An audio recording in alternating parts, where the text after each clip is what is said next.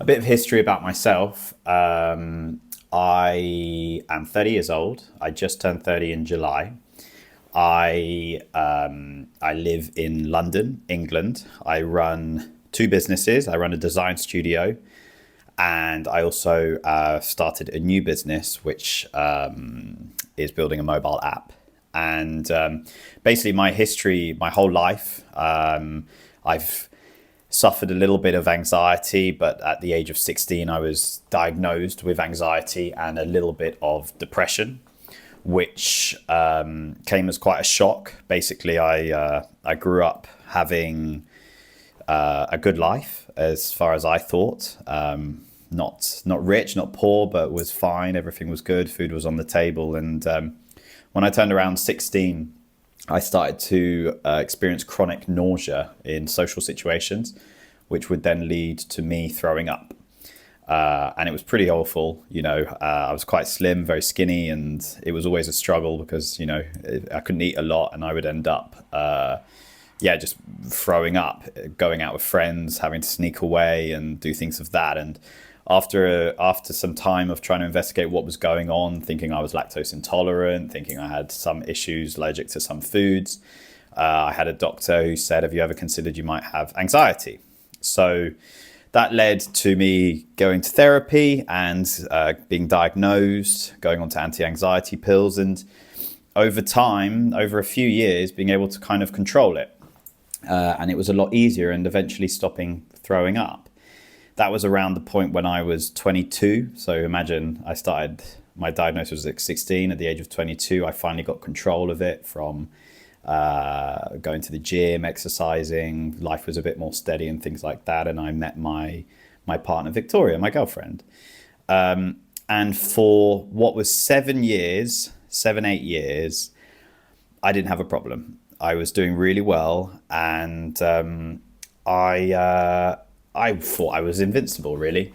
I didn't think I was ever going to suffer from this problem anymore. So I felt really good. I started my businesses. We went through COVID.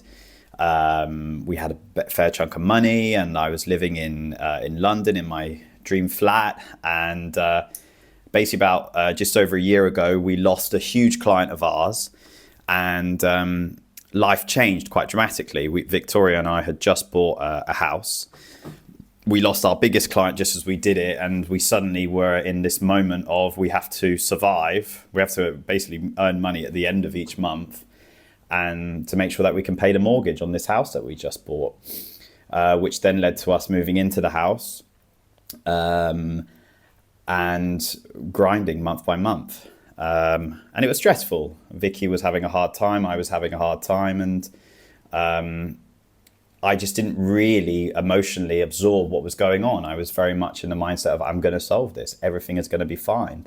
I thought after I'd gone through my anxiety spells in the past, I thought I could handle anything, honestly could. And then Vicky and we went to Turkey, went on holiday last September for my friend's wedding. And we arrived in Turkey. The wedding was on like day 3 or 4. We were on our way to the wedding. Basically, we got picked up in a coach, and we got picked up from a little minibus. There was about another, I think, 9 people on the coach. We were all dressed up, looking beautiful and everything like that. But my anxiety was very high. I woke up that morning and my stomach was feeling funny. I thought I had a little bit of food poisoning. And then I'm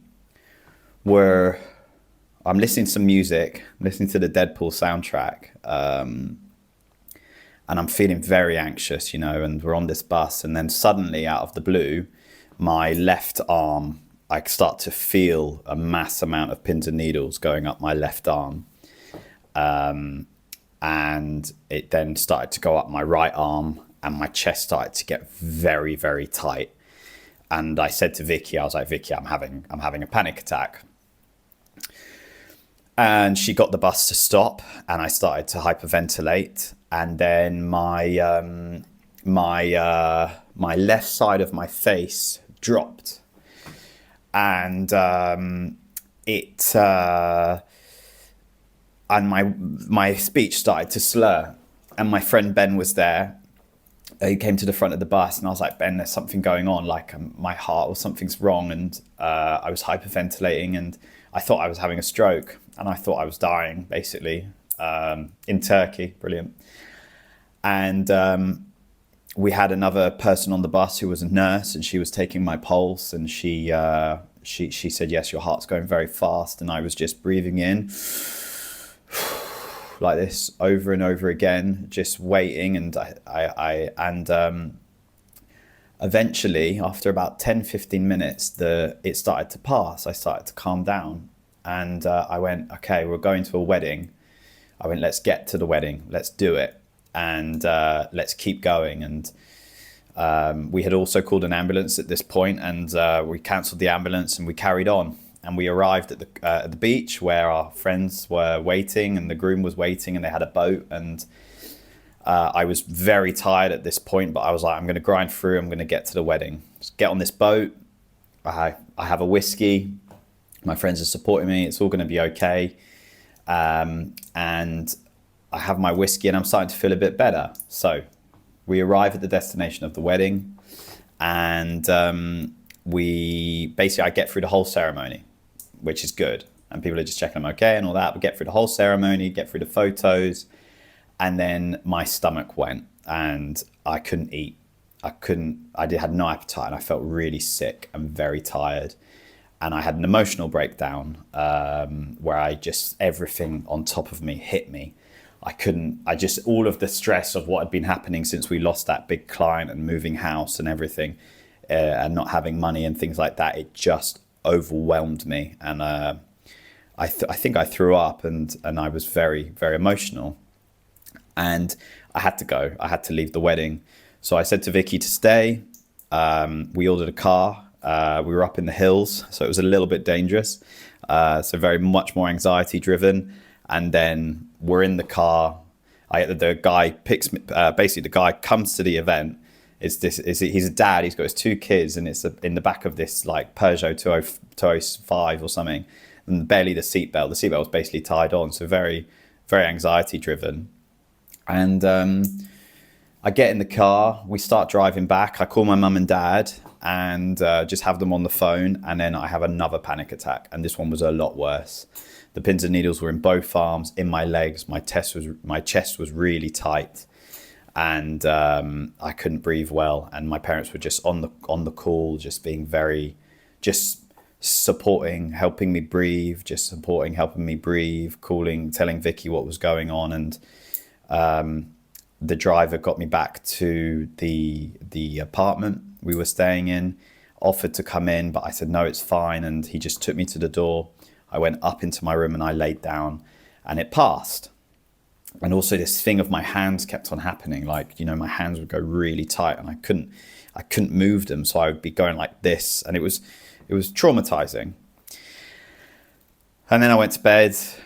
Vicky came home. My friends came back after the wedding and all of that. And then the next morning I had another panic attack, and that was that third one really pushed me over the edge. After that, I couldn't eat. We still had 4 days left of the trip. I couldn't eat anything without throwing up, and I was exhausted. The whole time I was exhausted and had no idea what was going on, and was very emotional. So those last 4 days I probably could eat less than 200 calories a day, probably not even that. And just thought, I need to get home. And I need to recover. And then coming home, felt great. We flew back. It was quite hard. I was very tired. I would get tired like that, instantly. But Vicky got me home. She got me through all of passport control and onto the plane and everything without problems. And my parents picked us up at the airport, and then they drove us home. As soon as I got home, I was hungry. It was the evening, and I ate a fry up, like my favorite food, and I scoffed it down, and I thought, this is great. I'm going to be okay. I'm going to wake up tomorrow feeling great. And it just wasn't the case. Basically, from that point onwards, this is where the journey really began. And I needed to find out what had happened, because I would wake up at 5, 6 a.m. every day. My body would wake me up with a massive alarm. My heart would go, my stomach would be churning, and I'd be sick. I had no appetite, and we went to the doctors. Several times I wanted to know what the hell was going on, and nobody could diagnose anything other than food poisoning, or you've just got an upset tummy, or anything like that. And I was in denial. I didn't want to admit that I'd gone back to those days of feeling sick and having anxiety. And I started to do some research and started looking online at videos on YouTube, and basically diagnosed myself with burnout. And it made total sense. And that burnout had led to panic attacks, and caused my anxiety to shoot up into the sky, and it made it so I couldn't eat. And I started to lose a lot of weight. I started off this journey when this happened, I was 76, 77 kilos, and now I'm about 70 kilos. I think I don't check anymore. And bear in mind, this happened back in September. So it began that journey that I need to recover. And I was very impatient. I ran 2 businesses. One of those businesses were going for investment, and I just didn't want to stop working, and I had to. And Vicky basically put me on bed rest and wouldn't let me work, and the whole team took over. And it got to the point where I started therapy. Had to find the therapist, but started therapy. I started meditation, and slowly over the course of 3 weeks, I started to get better. The evenings would give me relief. I would have much more energy and be able to eat. So I was able to eat at least 1 meal a day. But during the day, it was awful. I would feel very anxious. I would feel sick, and I'm very self-conscious about losing weight. And but over the time, it got better and better and better. And I wasn't taking any pills. I was just literally meditation. I started running, and I got myself back to the gym, and I started to feel really good again. And during this whole process, we're trying to sell our house, buy a new one. And basically after week 3, I felt great, felt like me again, had very low, very small episodes of anxiety, but felt really good.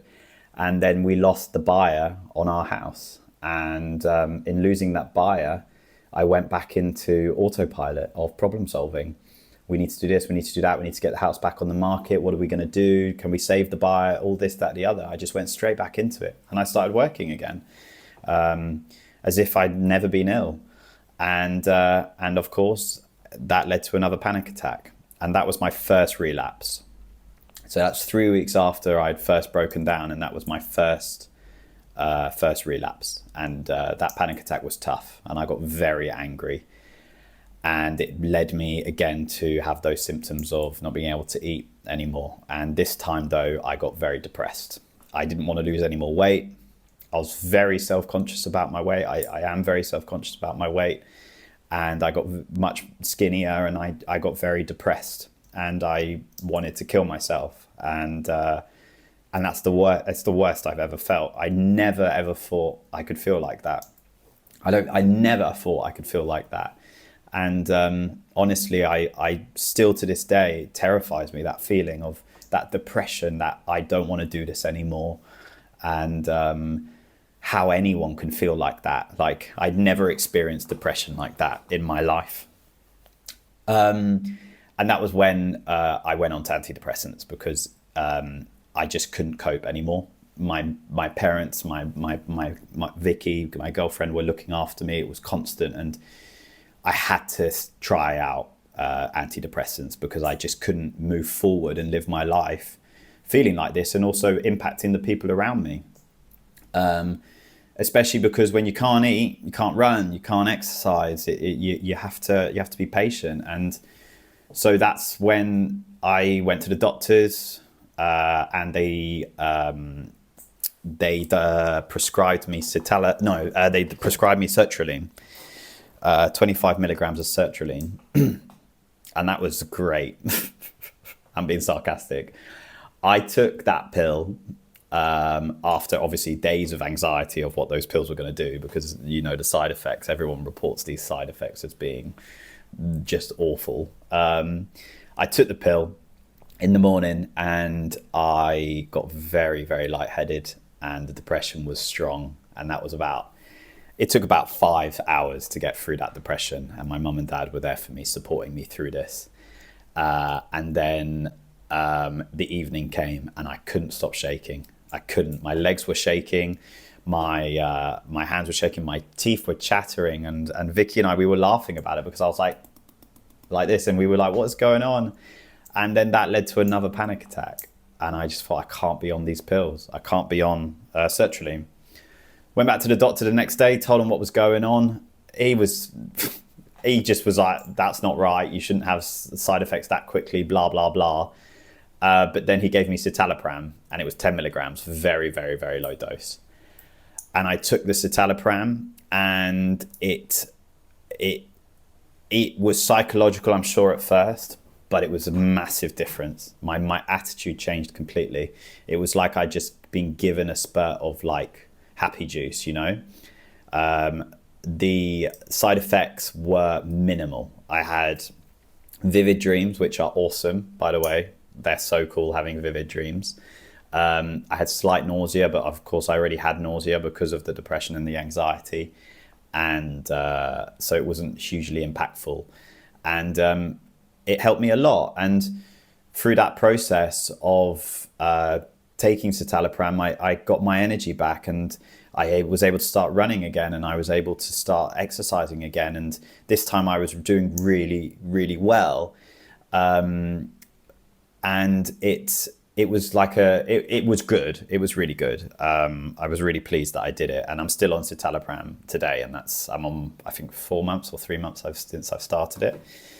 And then Vicky and I went to Portugal. Her family lives there. She's got a niece who was turning 1, so we were going to Portugal, and I was buzzing for the trip. I've traveled a lot. I love traveling, and I was feeling really great about the trip. And then the night before we went to Portugal, my stomach went. My anxiety went again. And I threw up. I felt anxious. I was like, what is going on? And I was very anxious about the trip. And I thought, okay, well, I'm anxious about the trip. This is normal. I do get anxious about flying. It's normal. So we then next day went to Portugal. I was able to eat. It was a struggle pushing myself to do it, but I could eat. I wasn't, like it was at the beginning. Arrived in Portugal in the evening, felt fine. Went out for dinner with the family, saw everyone was good. Next morning, woke up, went for a run, and the depression came back. I was exhausted. I was running. I think I ran about 2.5K, and the depression hit me. And the depression came back, and very strong, and it was very tough. And the morning alarm came back. The 6 a.m. wake up calls came back, and I just wanted to go home. I didn't want to be there. I was just miserable the whole time. And so that was tough. And Vicky's parents and Vicky, they supported me through it. And I did all of the events. I did everything. We did stuff every day, and I was able to get through it. I had energy, which was good. Whereas the beginning with the burnout, I didn't have energy. And that's because of the exercise and everything. And I got through the trip. We came home a day early. And once we got home, I got back to my routine. And the alarm went away after about a week, but it was tough. That depression, when it hits, is just awful. It is awful. But I got through it, even at the time when it feels like I'm never going to get through it. I got through it. So Portugal was about 2 months ago. So I came home, I got better, blah, blah, blah. And here I am today. And I'm doing good today. I'm doing a lot better. I've been on the antidepressants on citalopram, 10 milligrams still I think it's 4 months now. It must be 4 months now without me checking.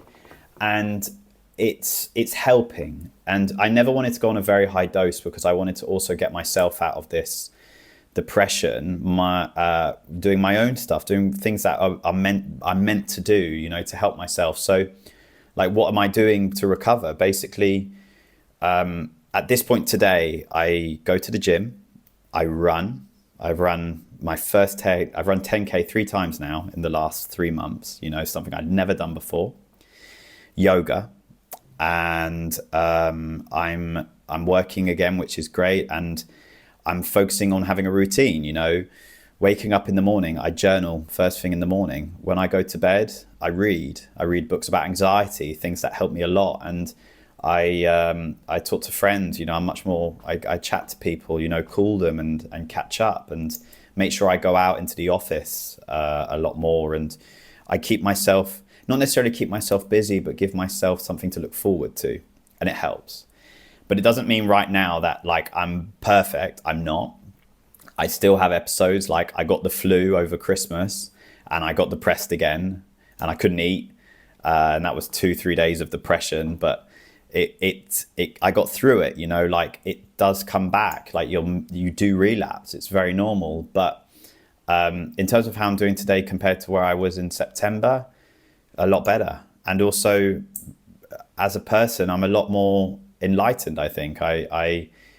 I care more about myself. I love myself a bit more. I support myself a bit more. I'm less, get the job done and then move on to the next thing. So I think I think that's a very positive outlook, and it's been a tough journey. And running your own business, 2 businesses, buying a house, not being happy where that house is, and that's another story. And having stresses of life, it builds up. And you spend your whole life, not my whole life, but my adult life, I've been on social media looking at these grind 24/7 working influencers who are saying if you're not waking up at 5 a.m. and going to sleep at 4 a.m., you're not working hard enough. And it's just bullshit. It's just crap. Yeah, work hard, but look after yourself. Work harder to take care of your mental health. Don't work harder to build something else for someone else. Work hard for yourself. And remember that, you need to look after yourself and care for your mind and your body most of all. And listen to your body and your mind. Rest.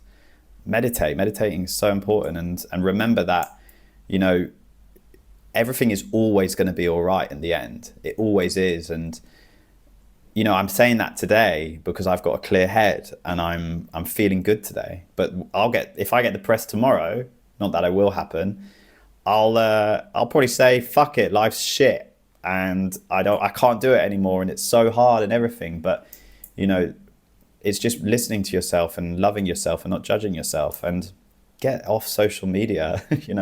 Stop comparing yourself to others. But maybe I'll do another video on that. But basically, I just wanted to tell my story to see if it could help anyone relate that depression is tough and anxiety is tough, and especially nausea being associated with anxiety is incredibly tough. And taking antidepressants is tough because of the stigma behind it. But, life is tough and you will always get through it. And if anyone has any questions, please ask. And if you want me to do any other videos, I don't know how this video will do, but on my journey with Citalopram, any side effects, or you want to hear my journey with my business and how that impacted me and what I'm doing today, what I've learned about myself, I would love to do that. But yeah, I hope this helps someone. So yeah, peace. Take it easy.